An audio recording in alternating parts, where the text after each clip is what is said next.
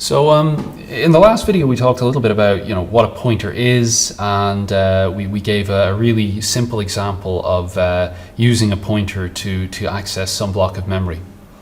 In this video I want to talk about how you can use pointers to access and manipulate data, and we do this by what we call dereferencing the pointer.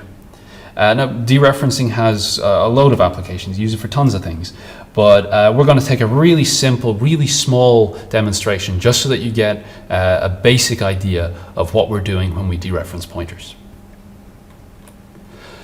So let's say we have a program, and there's no code in the program yet. It's an empty piece of code, and we have some block of memory that the computer has set aside for our program to use. And each block has a corresponding address. So let's say we create an integer x.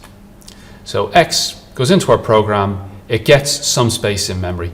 We haven't assigned it a value yet, so let's give it the value 5. So x is now equal to 5. Let's say we want to change that value. We can do that just by saying x equals 8, and we update its value in memory. X equals 2, x equals 5. Now, let's create a pointer, p. P, like x, gets some space in memory. And what we're going to do is we're going to get p to point to x.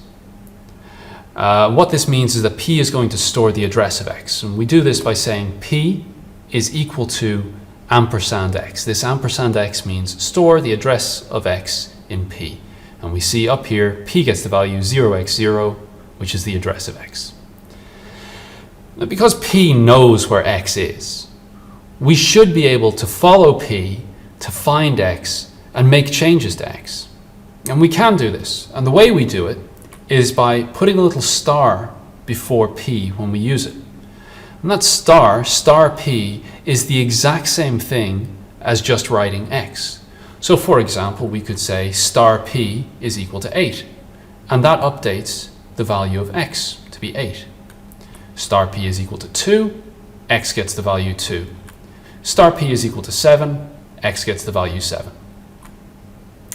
So let's roll our program back here a little bit, right? And let's say we want to introduce a new variable y. And y doesn't have a value yet, but let's say we want y to have the same value as x. Well, we could say y equals x, but let's do it using p instead. We can say y is equal to star p. And again, that's the exact same thing as just writing y is equal to x. Now, because we used p to assign a value to y, what happens if we make changes to x? Will y update as well? Thankfully not. Y is storing its own local copy of the value 5. So when we say star p is equal to 2, x gets updated, but y doesn't, because p only points to the value of x. Okay, let's consider a slightly different example here. What if we have two pointers, p1 and p2? And x still has the value 5, but we set up p1 and p2 so that they both point to x. All right, so both p1 and p2 contain the address of x. Now, let's say we take star p1 and we set it equal to 2, so x now gets the value of 2. If we use star p2 and we say star p2 is equal to 6, we're going to write over the change that we made with star p1, and x gets the value 6, because star p1 and star p2 are both basically the same thing as x. And this is something that you have to bear in mind when you're using pointers and when you're dereferencing pointers. If you have more than one pointer pointing to the same address, then changes made by one pointer will be seen by the other pointer. Just as a final little demonstration, to show that star p is really completely synonymous with x. If we wanted to print the value of x, so we could say printf x, using the usual syntax, it is also perfectly legitimate for us to just write printf and use star p instead. So the two are completely interchangeable. So in future videos, we'll kind of look at how dereferencing pointers can be useful.